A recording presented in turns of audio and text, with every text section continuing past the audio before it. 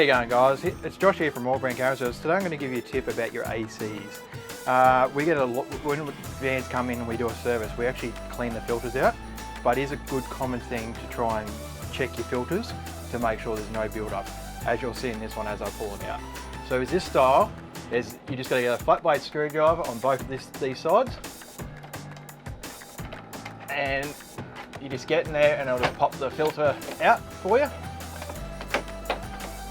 Just like so. And on this style, these ones are pretty simple. You just get the flat blade as well into here, and that just pops the filter up. And as you can see, this is a 2019 van, and that's the build up on it. So we recommend just having a look, do a simple check before you go on a trip. If it looks like this, all you need to do is grab an air hose and give it a blowout. Once you give it a blowout, you can chuck it all back in.